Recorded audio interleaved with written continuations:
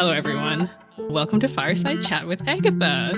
Fireside Chat with Agatha is a casual conversation between me, Agatha, and an Open Hearth community member about one specific game that they have or are still in the middle of designing.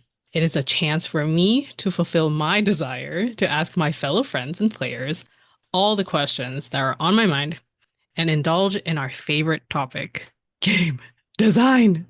So, welcome to the Fireside and cozy up to our little chat.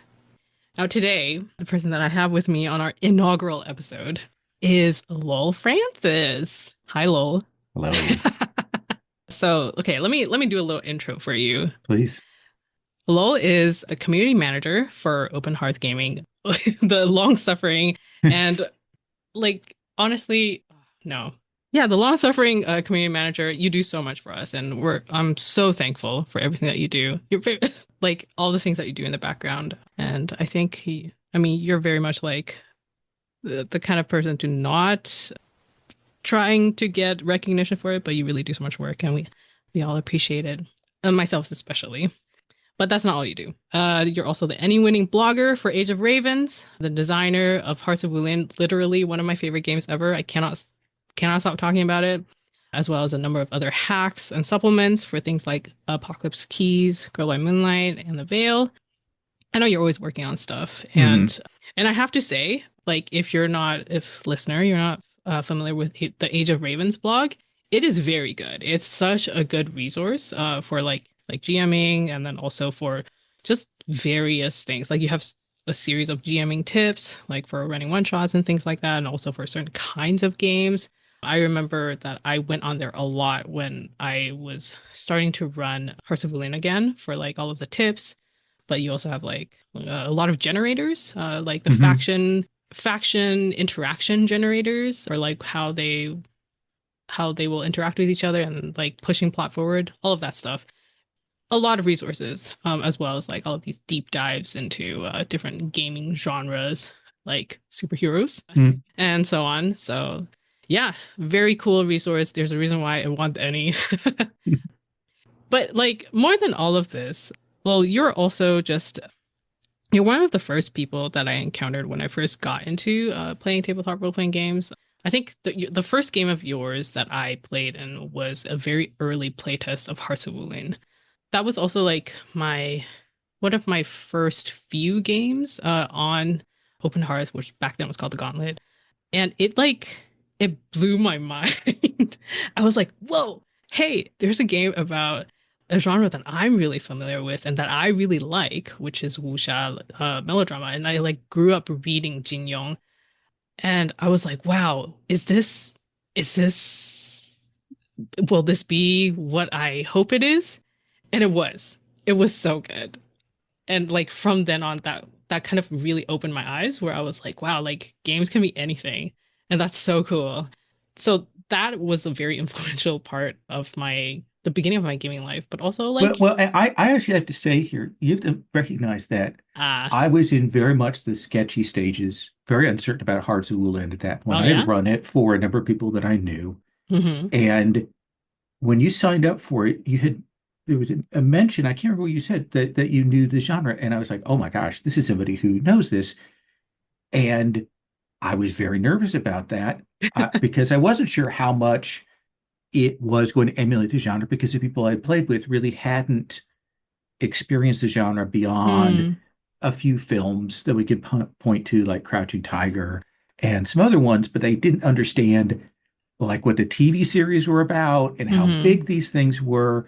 And when you had such a strong and positive reaction to that, that is like, okay, I need to move forward with this. I need to do more with it because it actually does work. So it Wow. really, honestly, your reaction to that gave me the impetus to move forward and actually do the game. Oh, that's great. Oh, I'm so proud of myself. My greatest achievement. But also, I'm just a huge fan of yours. I don't know if I don't know if you can tell. I don't know if I've said it enough, but I have learned so much about GMing from you. And then also I think specifically also about the way that you go about game design. It has always been very interesting to me, just because you playtest so much. And I guess that's one of the questions that I actually want to ask you. And originally I was just going to ask you in a non-recorded call, but then we decided to make it into a podcast so everyone can hear it. But like, how do you usually approach game design? Is it like, do you start with a because I know some people it's a mechanic that they're very interested in and they want to make a game around that. They want to see how that works or like what they can do with it. Or is it more like genre emulation for you? Or like, yeah, what aspects or like a game with aspects that you enjoy but you want to hack it in a way Hmm. that you find more enjoyable? Like, where is your starting point usually? So one of the things is whenever I do something, it very much is this is something I want to get to the table. This is something I want to run. And it really does start from there. I would like to do this with this. And it is either that because I'm a thief and I hack and reskin a lot of things, Heck that's what I yeah. enjoy doing. That's I Yeah. like doing that. I enjoy finding a game that I dig and finding new ways to implement it. So either I found a story or a hook or a theme, genre that I want to do something with, and then I'll go find a system that will fit with it.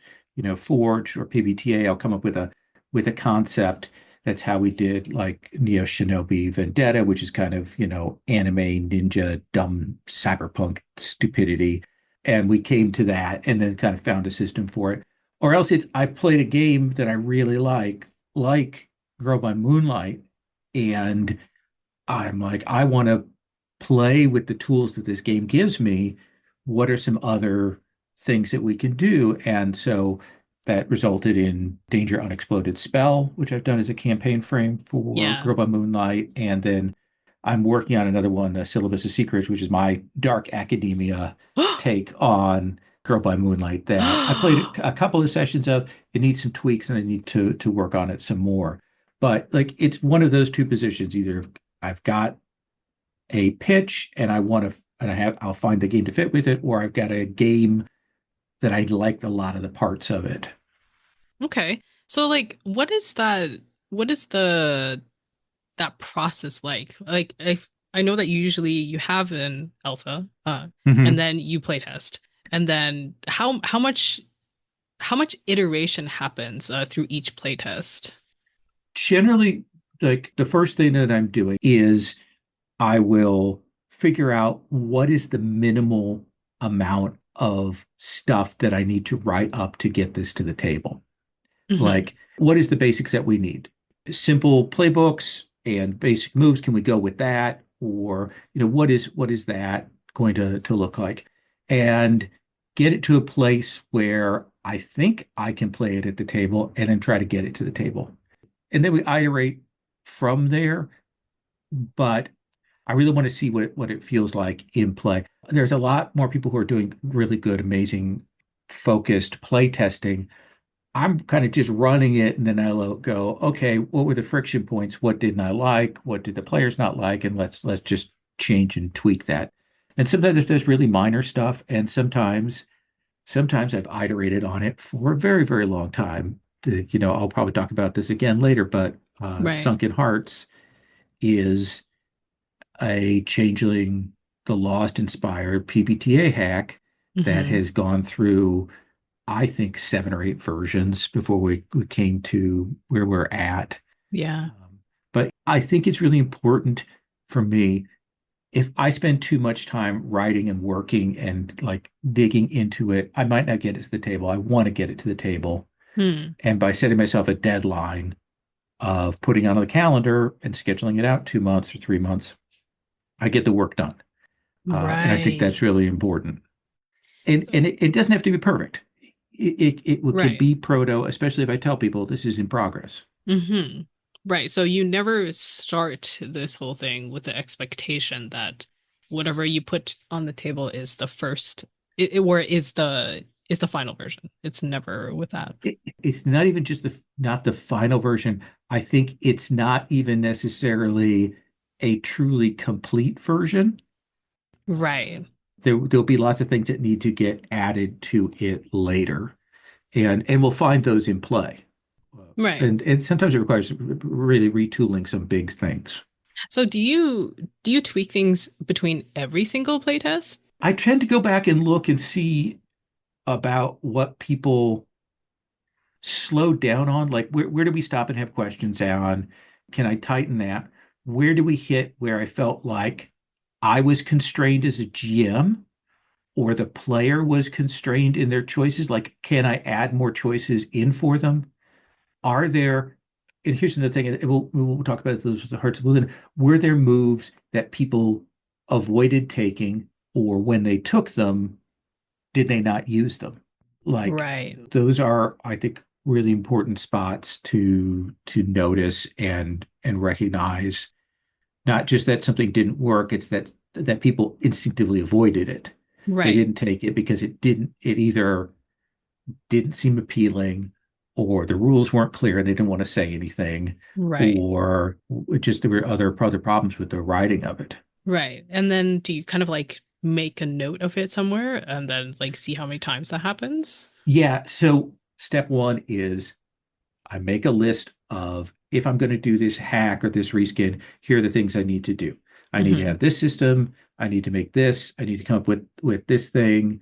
Okay, we've got to change how the crew playbooks work. That's the big thing we need to have before we get to the table. And then I build a character keeper, Hmm. and that's often based on an existing character keeper, and start bringing over text and things like that and cut and paste. Right. And then as we're playing, if I find something that is not working, I will hit that box with that move and highlight it. And then I can go back real easily and go, okay, why did I highlight this? What was going on? What Hmm. do I need to check here? And sometimes, like with big hacks, again, like Sunken Hearts, I'll go back a few sessions down the road and I'm like, oh, here's this thing I highlighted a while back. I've forgotten what went wrong with it, but I better go and fix it now, and figure out about that. Right. Oh, I see. Oh, that's so interesting. So, like, in terms of, let's say, your Girl by Moonlight Mhm. settings, how long does it take for you to have something that you feel confident or good with publishing on your blog on Age of Ravens, or like versus on your itch.io Yeah, page? so there are three levels. There's, am I willing to get to the table? That's the lowest sort of Mm-hmm. barrier. Mm-hmm. The second lowest, and not too much up ahead of that, is putting it on the blog, because nobody's paying for it. I'm putting it out there. If someone wants to use it, they're welcome to use it. It's freely out there for them to play around with. I'm not Mm. making any guarantees. Right. Usually, I make clear that this is an idea that I had. If I'm going to publish it, then that's that's another step forward. That's because it involves layout, rereading, editing, Mm-hmm. taking the time to do that, getting a page proof, realizing how terrible my first edit was, and then trying to decide whether I want to pay for another page proof.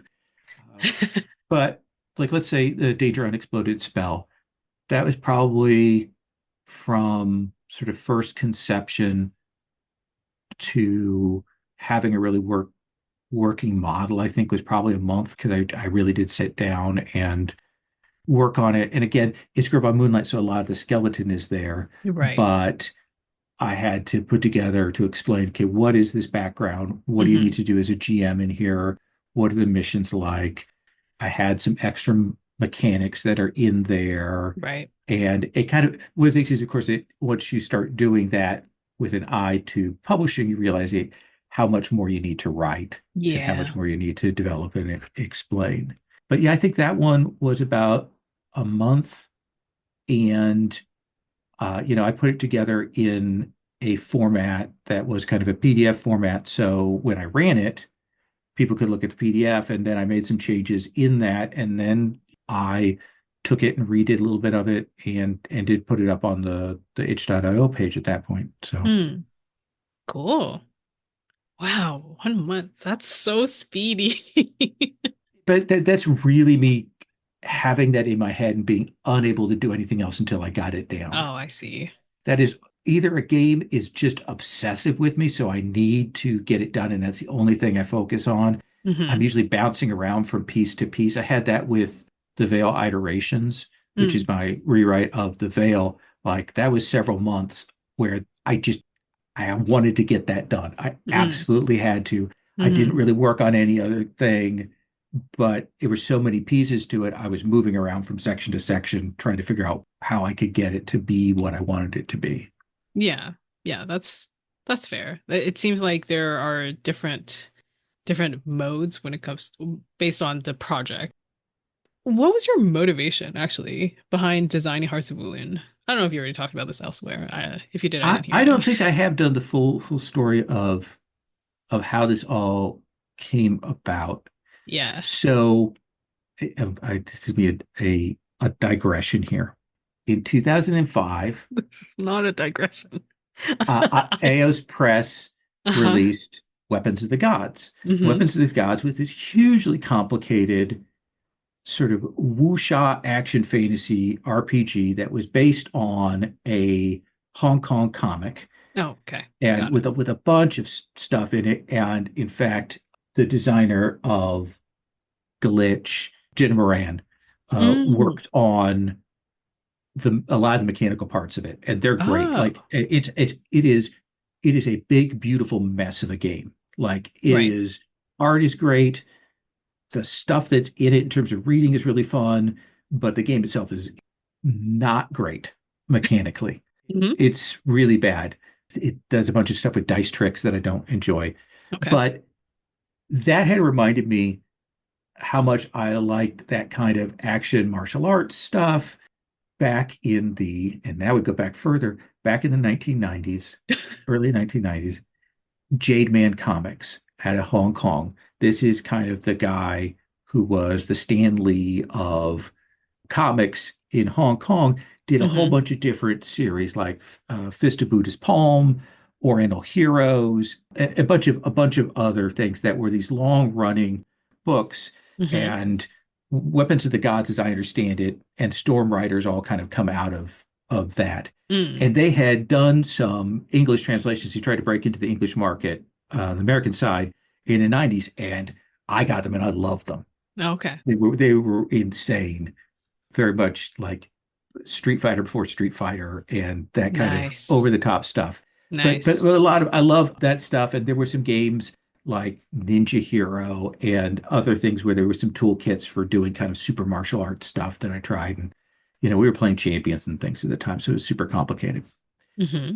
Anyway, get Weapons of the Gods.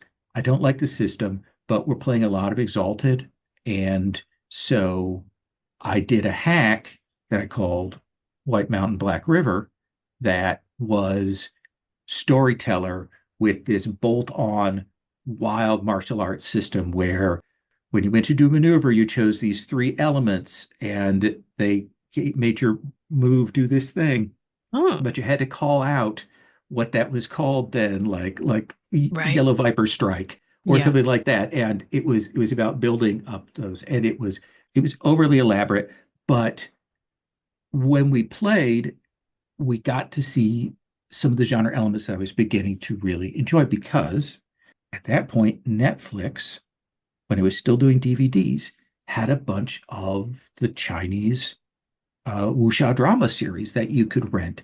And it would pop Oh. up in my feed, and I was like, what are these things? And I would get the discs for them. So, I saw a version of Condor Heroes Ah. and Laughing in the Wind, which I love. And there were a bunch of these that, like, there were about a dozen of these series that I started watching. And so when I went to run this storyteller game, that was what was really in my mind. Those Mm. kinds of stories. And so we ended up with a lot less fighting and a lot more talking and romance and a clever plots and big stuff. I really love that. So we did that. That kind of petered out because the game was too complicated. Right. Like it collapsed on its own weight. But then I was at Origins and I ended up speaking with Renee Knipe.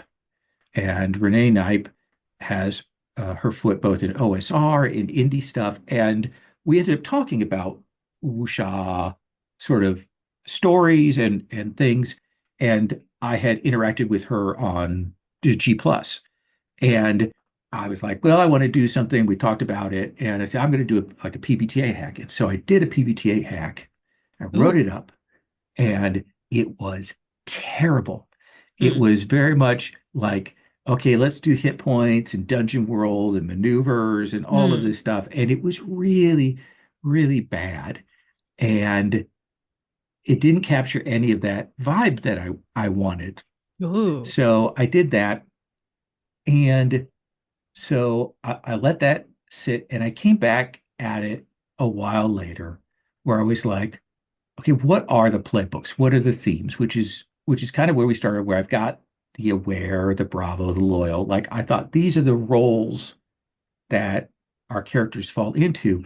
Right. And I was like, you know what I ought to do is in a lot of these big long stories, characters move between these modes. Like they start out like they're loyal, but then they get jaded and they become an outsider. And then Right. maybe they get wisdom and they become an aware. And so what I ought to do is come up with a thing where when you move between those playbooks, you get this specific move. So if you move from Bravo to outsider, you get the specific move. Or if you move from aware to Oh. student, you get the specific move. And I mapped it out and I was like, this is not going to work because there are all these moves that are so like contingent on these things. And Right. and I was like, but that got me actually working on the playbooks. Like that's what Mm. got me and what got me to go, okay, well, each playbook will have its a big list of moves, but then it'll have these different roles that will be unique. Hmm. And so once I got kind of that in place, I started going, okay, well, how do we get the system? And at that point, I'd done another game which had a version of scale, the idea of, how do you fight somebody that's more powerful than you? What happens when you fight troops that are lower scale than you? And that Hmm. was a little bit inspired by Mouse Guard and those kinds of Oh. games where it was really like literally like a very much a physical scale there. Oh, I see. And also, I knew I wanted entanglements because like I really love masks. I think masks is great, Hmm. but sometimes those relationship questions are so limiting. And I wanted a thing that brought more people in Hmm. and we had a bigger list of them. Like I knew that, I kind of knew that. And I was working on that. I had those pieces in place. And then Jianghu Hustle, Eric and Eli, started their podcast Yeah. and they were talking about those things. And because they were talking about them in the context of the movies and things, it made me go, okay, yeah, I need to drill down. I need to focus in on those things. And it kind of made me put a pin in those as things I really needed to look at. That it really helped me shape my thinking, having somebody talking through what the elements were. Oh, I And see. and then I did up the sketch of it and I started running it and enjoyed it. Like I really loved it. Like once I had the playbooks, the idea of scale and inner conflict. Okay, we were all good to go. Mm. Entanglements then and the way I handle study are good, but like those are the pieces that make it. Yeah. Once I knew that we had to have a move where when you get conflicted, you can decide if you want to, but you can also go to the dice and see what happens and go through the tension of that to make that a high point. Yeah.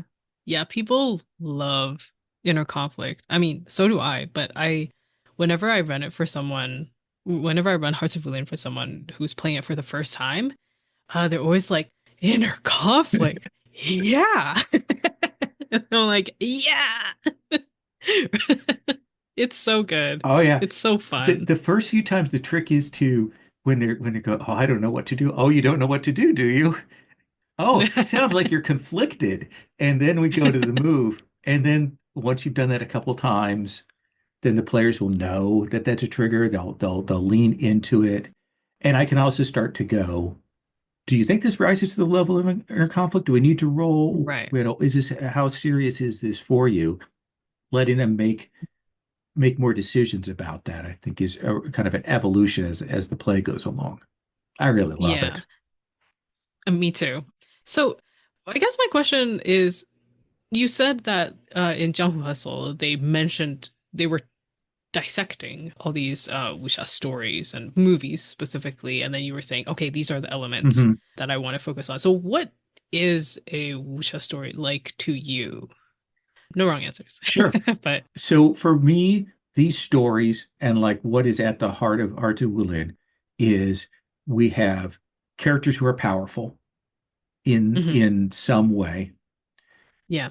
and that may be special powers or it may be status or something, but they have power. There is a potential for violence. Like there's a potential for real conflict, violence. It may not be physical violence, but we've got that potential for violence and messy romance. The romance is really messy. There's lots of people being unable to say how they feel, either held back by their own personalities or by their status or, unrequited longing, all of those kinds of things. That kind of complicated, messy romance that can keep changing. It isn't like I'm necessarily stuck in this mode. Things may mess up that relationship and it may change and it may evolve and I may fall in love with somebody else or they may fall in somebody else. It's going to go get messy. Those are the genre elements that I love in wuxia stories. Right. Like I almost hate to say this, but one of the things I have when people come in and they haven't and they're uncomfortable with the idea of wuxia, they don't know the genre, things like that. They Hmm. their thing is, oh, I'm not a combat expert. I don't know about these things, stuff like that. And I say, all you have to describe is yourself being awesome. That's all you have to Yeah. do. Those things are just trappings. Hmm. Those things are just beautiful elements. You get to imagine what it would look like and tell us. And these stories allow you to describe the wildest kind of combat, the cloth flowing, the leaping, all of that. And you don't have to worry. No one's going to call you on that. The game's not going to call you on that. The game Yeah. is not going to get in your way when you try to describe how beautiful you are or how wondrous your maneuver is. When we go to the dice, if there's a miss or a cost, we're going to figure out what happened, and why was it striking in that way. But you don't have Yeah. to know the name of the weapon that you're using. You don't have to know the maneuver. You get to make that stuff up on the fly. And I love that. Yeah, that's definitely true. That the game itself is enforcing, reinforcing, not enforcing, reinforcing what you're saying. It definitely leaves a lot of space for people to engage with it as much or as little as they want. Mm-hmm. And so it's very flexible that way. I agree. Because here's the thing. I think people, after like we see a visual combat in movies and things like that, for me, it's usually I have the vibe of what happened, but I don't remember the narrative. There are very few Right. cinematic fights that I can remember, like all the moves and what the elements are. Like the only two that I can think of right now is that Donnie Yen spear fight from Hero in the Hmm. courtyard Hmm. because it's so stylish, and maybe the chase between the two women in the courtyard in Crouching Tiger. Like there, I have Right. a very strict, very strong sense of what the moves are and the visuals and that. But otherwise, I just Yeah. have the vibe. Yeah. Like later on, Hero, there's the beautiful shots where they're in like the golden falling leaves and they're in the red dresses and they're flying around. And that's what I Hmm. remember. They're flying Yeah. around and there's water and crying and that's what I want.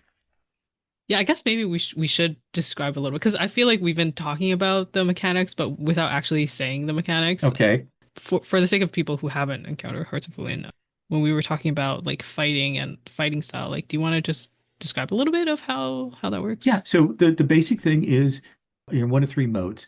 Either you are better than someone, they are less skilled than you, in which case when you go to roll, you're almost always going to win.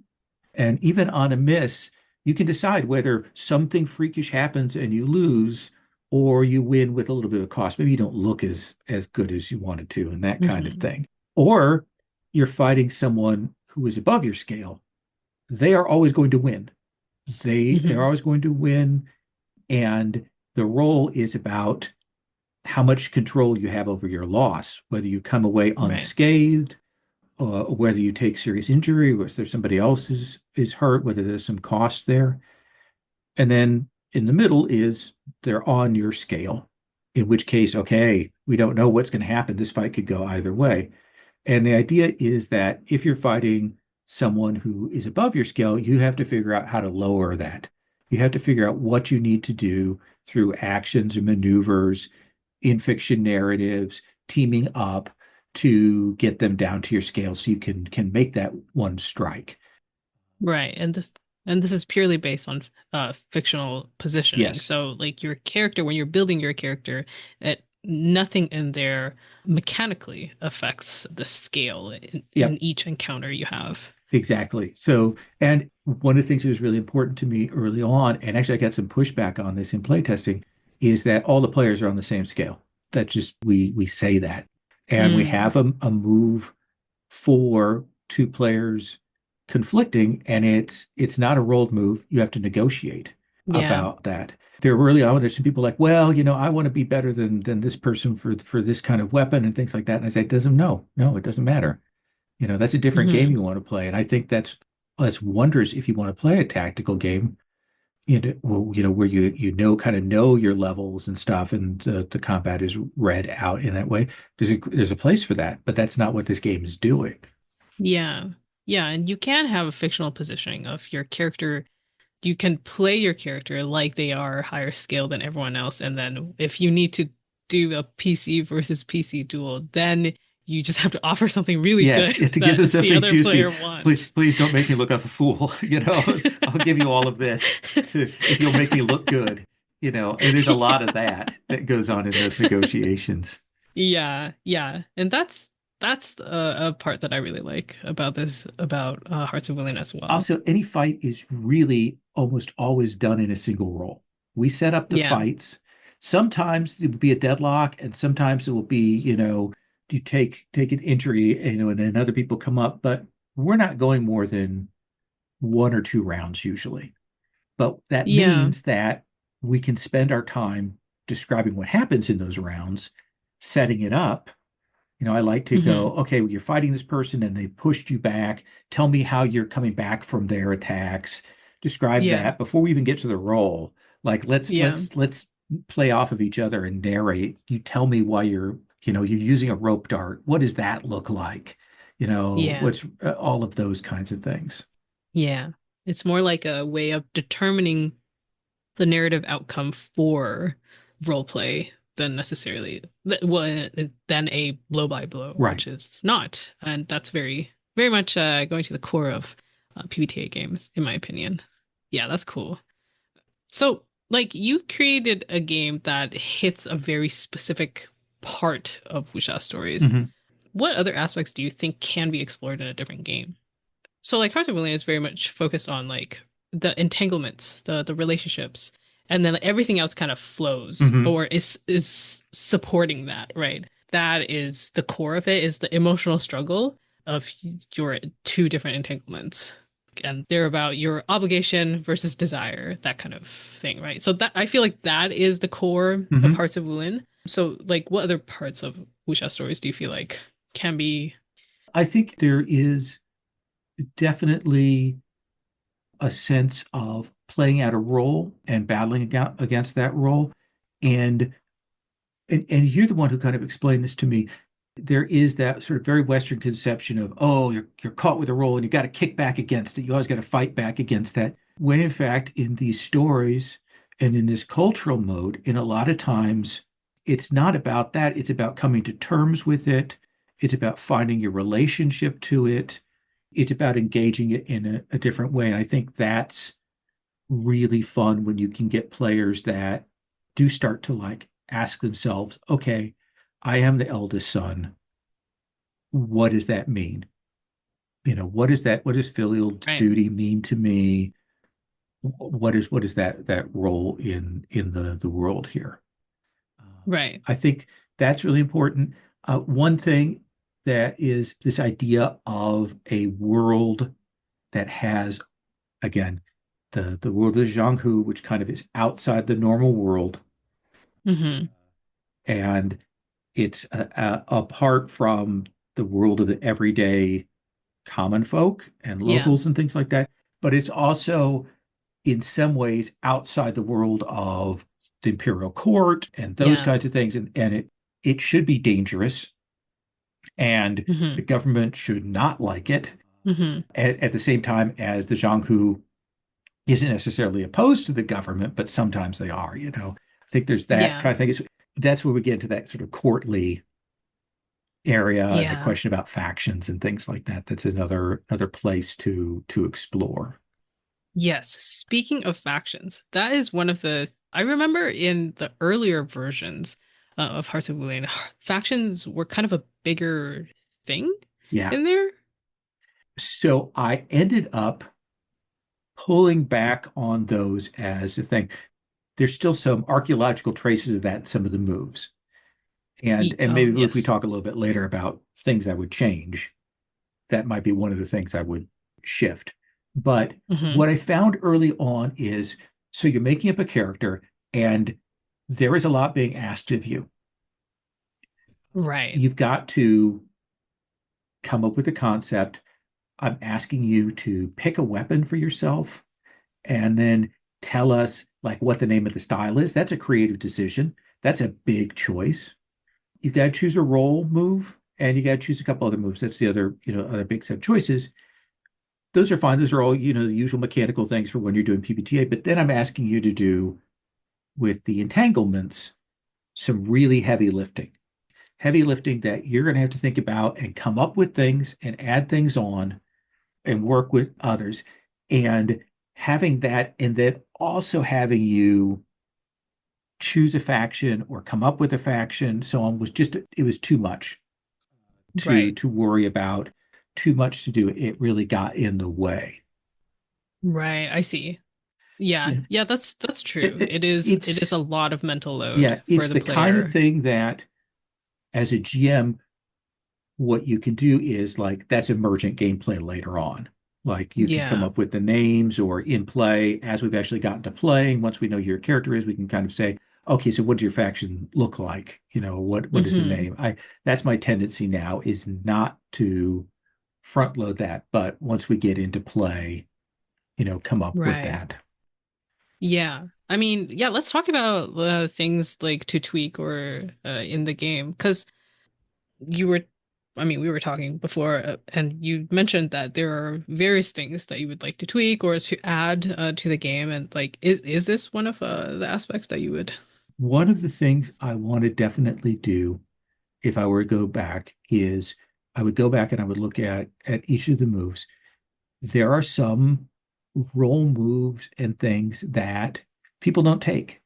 Like I've run it a lot and people don't take these moves or they'll take them and it really shapes who their character is. Like it definitely gives them a strong sense. If they've taken the master, that says something about who they are. But the role move that's associated with that is the role move actually is a bad move. I think it's a bad move, like because Okay. it it says that you can stop a conflict with an NPC and you roll to stop a conflict. Nobody wants to stop a conflict. Nobody Yeah. wants to do that in play. People want drama. Yeah, they want Yeah. drama. And any move that asks you to lower the stakes, no, we don't want to have that. Yeah. Every move Right. should do that. So that's one of those places where that's a move that we can find another way to go about that. We can find another way Mm. that still says, oh, you really are a master, you're a paragon, but does something else that is less reactive and is more sexy, quite honestly, when it comes down to Hmm. it. It should get you bonds. Yeah, yeah, exactly. And there's actually there are a couple other places. I've got one, there's one move that like you get a plus one, or no, it's like you give everybody a plus one forward. When you take a Oh, wound, yeah. when you take a wound, Yeah, you the give everyone a student. plus one forward. That's fine, but wounded is a high cost. Like when you take wounded, you're really in bad shape. Mm. It Yeah, works because against you. when you tick the wounded box, you get -2 to all of Yeah, your you're just rolls. rolling that, and it's harsh. So what would be better is give a bond to everybody because rather than just that plus one forward, give a bond because that's a more flexible use. That's a more fun Oh, I use. see. Right. You can spend the bond for a couple of different things. I think that would make that cost benefit for like I'm going to take that wounded and that's going to give us a bunch of currency That's and it's going to be true. really fun how we're going to use that because you can use it, I can use it, we can do it in a couple of different ways. So Yeah. that's one place there. And That's really cool. as I mentioned, factions, there are a couple of moves that do mention factions that they're boring. They're not that great. They're so in like, how do I put this? They're so contingent on certain things happening, like clans of Hmm. intrigue. Choose a faction that you have plus one forward with on social interactions, and they always regard you as an honored guest and approve and otherwise. Now that sounds great. However, it means that if you've chosen that faction, we have to run into that faction repeatedly. You have to steer Right. things towards it. Hmm. It's okay, and I've seen it Right. played really well. There is another move that's better because it allows you to always look like you're someone else's faction. Like you can always disguise what Yeah. faction you're in. That's Yeah. cool. That's That's the useful all outsider. the time. You get to play that with lots of different things. That's what those moves should be doing. Hmm. I And see. I so see. so there are several ones that I think need work, need to be, I think, fixed. Other things I would look at changing. I would not change entanglements in the sense of I think they all need to be triangles. I think there need to be Hmm. two of them, Hmm. but I want to find a way to make that process of putting together entanglements easier and Right. without changing it, without causing it to not work the way it does. But I think there's some tweaks to my GMing advice. For one thing, Mm, okay.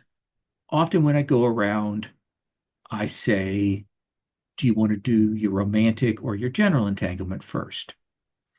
What I want to do next time, as I want to try this, I want to say, all right, the first entanglement I want you to do is with another player. So Ah, like figure that out because that's often really the a more heavy lifting. yeah. Figure out your entanglement with a player and an NPC. Like that, the first one, and then you can do whatever you want with the other entanglement.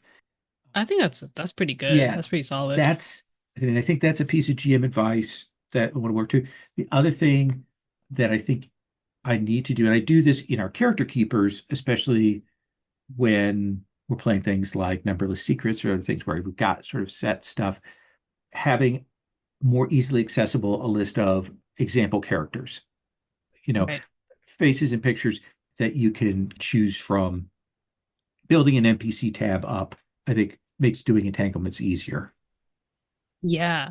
Actually, well, my mind is still on factions because I was recently reading a wuxia novel and it's a much more tonally, it reminds me much more of like the traditional wuxia Mm-hmm. stories where I feel like so many wuxia, well, actually, I don't know if I can say so many wuxia novels. I can say Jinyo for sure with confidence, but Yes. maybe not other ones. But there's so much about. Smiling Proud Wanderer is all factions.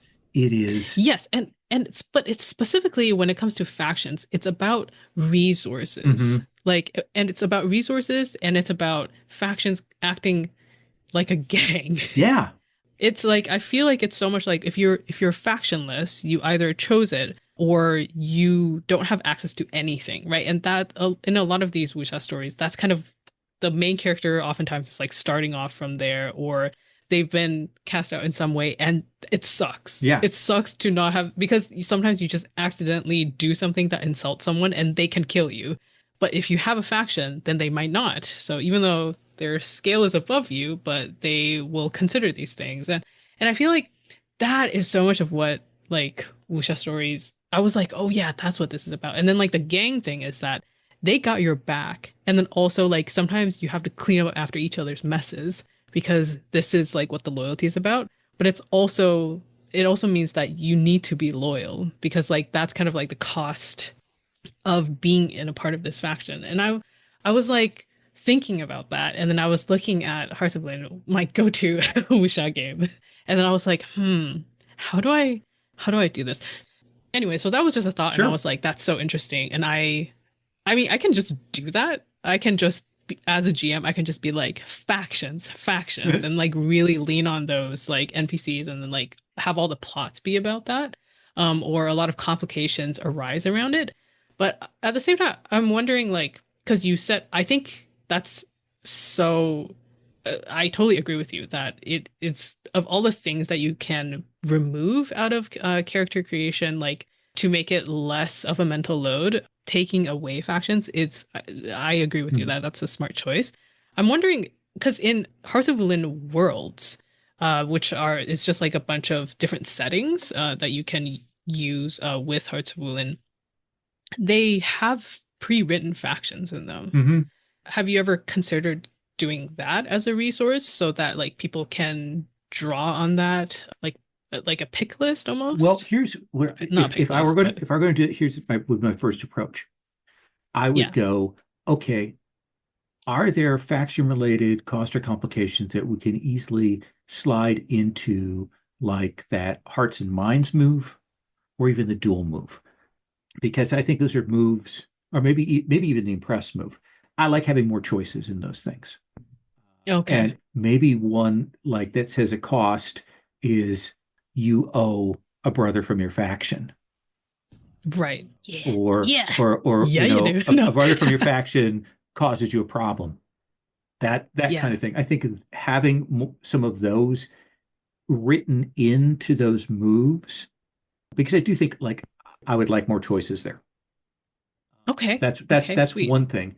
The other thing I think Hmm. would be interesting is if like once people have kind of narrated what their factions are and maybe you've kind of got a map of it out, maybe we make a set of moves that if you don't want to choose a move from your playbook or another person's playbook, maybe there is a move for your faction. Maybe the factions have a move that helps you define them, that allows you to say Whoa. something about that. I think that could be an interesting pool of moves to have.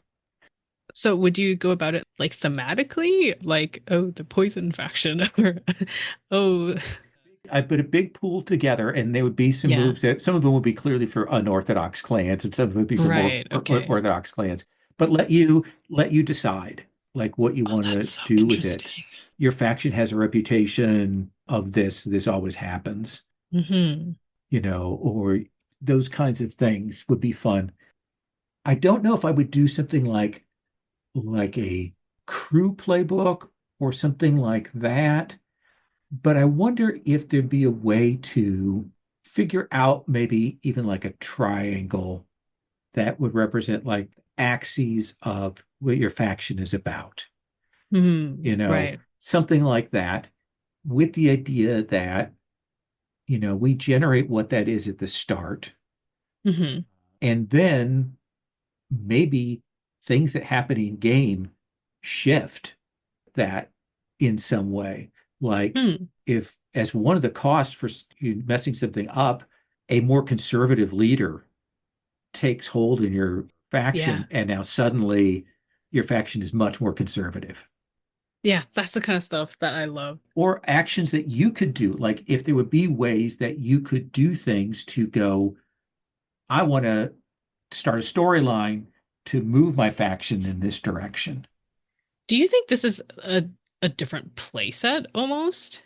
Like so kind of like Courtly, like maybe you could take Courtly and just adjust it. I think it's a bolt on. I think it's definitely a bolt on. Like it Yeah, doesn't okay. have to be courtly. We can borrow some of the things from that. But it can be something that is like faction heavy. Yeah, Like yeah. that's the emphasis. Factional play. Yeah, I think that would be dynamite. Especially when you Ah. get even in the, I'm saying it wrong, but Shansha, the more fantastical Yeah, stuff. it's not your fault because the spelling is weird. Yeah, And I just literally heard Accent Cinema pronounced it on a video yesterday, and I was like, oh, that's not at all how I've been saying it. yeah, it's pronounced Xianxia. It should be Okay, Xien Xia, but it's not on you. there are all kinds of factions in there, groups and factions and factions amongst the gods. And it's so important. Like it impacts so much of like interactions and things like that.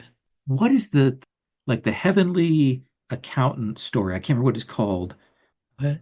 That it's by it's the same web novel guy I don't know what who anything is called in English. I'm so sorry.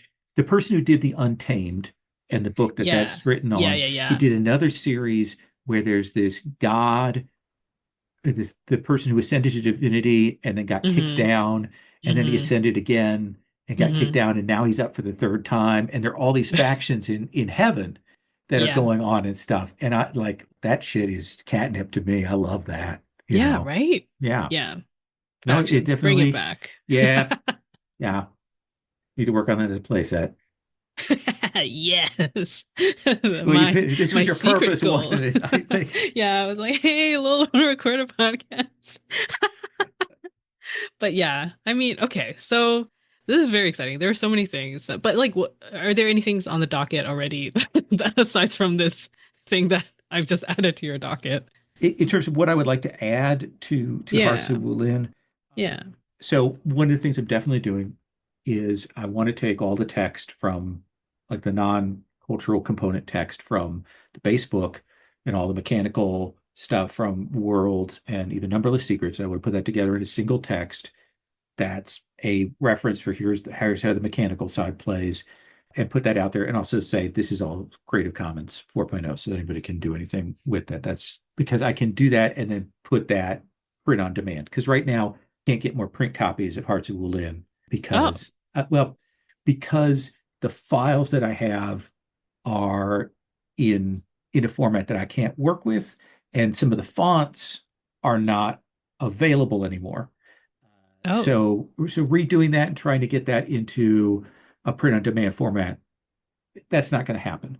But okay. having the text out there in in a way that people could use, I think would be good, either in PDF or even print on demand format. I would love to have that out there because people are already, utilizing it in certain ways. There's Yeah. the Arthurian Hearts of Oh, Camelot. yes, yes, yes. And I love that they're doing that stuff. And Yeah. and Brushman has been working on trying to figure out a way to distill down Mm-hmm. Hearts of Wulin. He's super generous about how much he enjoys it, but he also would like it to be simpler. And I think it's great that somebody would Mm-hmm. work to strip it down to its base components. So I would like to do that. Mm-hmm. The faction thing, maybe some campaign shaping stuff. I think those would be great things. I've done the Celestial. I want to make another Which is the pass. playbook. Yeah, it's a playbook for that. I want to do another pass at that. There are some Mm-hmm. other genres I want. Sunken Hearts, was my change in PPTA hack, is much more Hearts of Wulin than it is anything else now. Right. Oh.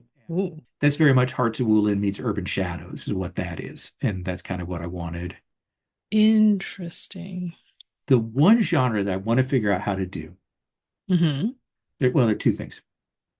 One, I want to figure out a system that's super fun for characters fighting a big monster, Ooh. like Ah. fighting a dragon or whatever. Yeah. Because I want to have a system that makes it interesting. So fighting them is challenging, and like Mask has an interesting thing where when you do an effect to a bad guy, they get a move in response. Mm-hmm. I want something like that. That's sort of fun that makes, if you want to do monster hunting or we want to do kind of exalted style stuff when you're fighting a big, big bad. Mm-hmm. We're working to do this. It's dangerous to fight them. We're trying to bring them down to scale, and these kind of things happen. I want a tool set for that. But the other thing I want is early on when I showed the game around, there was somebody in the community who I showed it to, and they were a little dismissive of it as a wuxia game, which is fine. But they Mm-hmm. said, "I think you've written the best anime RPG system," and and, Mm. and I took that as high praise, quite Mm-hmm. honestly. I want to figure out how to use Hearts of Wulin to do shonen battle stuff. Great. That's Uh-huh. what I want. I really want a thing that makes those battles, that we have a structure to those battles, and show me how you lose and how you come back from that. Like there needs to Right, be right, that right, dance. right. Like there's a three-part story, and I think maybe figure out what the beats are of the different Yeah. stories. And the other thing is you can't advance until you lose. You can't take an advancement until you Yeah. lose a fight. That's true. That's true. That's what I want. I want to figure out how to do that. So using the Hearts of Wulin system, the The base. base. I want to use that at base to do something for Hmm. shonen, whether it's Jujutsu Kaisen or Full Metal Alchemist or other things like that to do that kind of story. One Piece, One Piece, Yeah, yeah, One there's yeah. Piece. I want that because because so much of those have really amazing character stories and character interactions Yeah. and unrequited loves and they can't say, and they've got crushes, Hmm. and they fall in love with bad guys and the bad guys, they have to turn the bad guys, Hmm. and I want the enemies to friends to lovers thing built in Yeah. there. Yeah. Yeah, that's very cool. Yeah, that's So, definitely another other thing. One related to that, uh-huh. I think there's space for a game where you have like super high powered characters Hmm. and fights and things like that. Figuring out some new moves that follow the Apocalypse Keys template, where you miss, you hit, or you overdo it. Right, Like yeah. I think there's a place for that I also want to figure out. So, Yeah, that's very cool. I love Apocalypse Keys, so oh yeah. that's that's a very cool idea. So lots of things in the future for Hearts of Wulin as a system is what it feels like. Hmm. More than content necessarily in terms of like Hearts of Wulin as a wuxia game of itself, which is very cool, very exciting. What's the one thing you learned from designing Hearts of Wulin that you're gonna take that you have been taking with you forward? Giving permission, but also giving people a net in our moves and in things. So one of the things early on that I did is Hearts of Wulin eliminates a bunch of design space. Because you can choose whatever element you want to make your roll. Any of those moves that would give you a bonus for doing X, or you get to use X stat when you do Y thing. We can't have any of Right. those moves. So there's a bunch of design Yeah. space that's gone. And then the other set of moves that we eliminated are all of those moves that have a discrete set of questions to them because we have the study move, and the Yeah. study move you can use to ask anything. Yes. And that's great. Hmm. And I love it. I would not go back to having moves with specific questions. I don't like those moves because sometimes they really work. Like you've got the perfect set of questions there, but sometimes you have to like jump through hoops to get one of those questions to fit with the situation that you're dealing with. Yeah. And I don't enjoy Yeah. that. That's not as much fun for me. Hmm. So that gives people a lot of permission, but it's tough for some people. Is Yeah. why you need to have a set of example questions, or you need to Mm. prompt people and you need to give them that and make it so they don't feel bad for going to that. They should not Right. feel that they're settling or they're doing something wrong by having to go Right. to a list. Hmm. But give them permission to ask whatever they want. And buried in that study move is, of course, the other part is you get to declare something. And Yes. I love that because players will go through this phase where they're like, I can't make a declaration. I can't make a declaration. I can't make a declaration. And at some point, they'll realize I can actually make a declaration and let's see what Lowell does with it. Or let's Yeah. see what happens now. Or this really means a lot to my character. So I want to see what comes of this. And they Yeah. make that declaration and they embrace it. And I love it when players get so that they're flipping back and forth. Sometimes they're like, I want to see what happens now. And Mm, sometimes they're yeah, like, oh, that's I want to true. shape it. And I love that. I absolutely love that. Yeah. It's real challenging when that hits in Numberless Secrets, where the study Right. move also includes defining clues, and you sometimes get to come up with the clue yourself. I mean, but I love that. Yeah. I love the study move. I love establishing. I actually, yeah, the first time I encountered, I was like, wait, you can just say something is real. It was in that first playtest I was ever in, There's and that moment when Fraser has described his sister, who's kind of a rival, who kind of got everything, yeah. done for her, and she seems like she's a spoiled child. and she's moving along, and Fraser made that roll for study move. And I say, you can ask a question and make a declaration. And he declared that he realized, in fact, she had also been trained as an assassin and he hadn't realized Yeah. it. It was so good. Yeah. So good. Changed Yeah. up everything. It did. I've been going ham with establishing things in my current Hearts of Wulin game, which is run by Kevin and who's a great GM. But it's so funny because it really works for me because I've been playing so much Pentagon Society games that I'm so used to like spending a resource Mm-hmm. to establish a narrative thing and make it real. So that's all. I've been doing that so much, and I was like, is this? I'm making this feel a lot more similar to a Pentagon Society game. Oh yeah, and I love it when people do that. I think that that's Yeah, great. yeah. Well, awesome. Thank you so much, Lowell, for joining me by the fireside. We talked a lot. Yeah, we really did. We really did. But this is great. This is exactly what I wanted. I had so many questions. I wanted to hear all about. I love your anecdote about the backstory, the origin story, um, of Hearts of Wulin. So that was our chat by the fireside. Where can people find you online? Where can people find your stuff? So I have an itch.io page. You can find my scenarios for Apocalypse Keys. You can find Hearts of Wulin there. You can find Numberless Secrets for Hearts of Wulin. You can find Danger Unexploded Spell for Girl by Moonlight. You can also find all of the different generators that I've done for different tables and things that are there. You can also get those on Drive-Thru.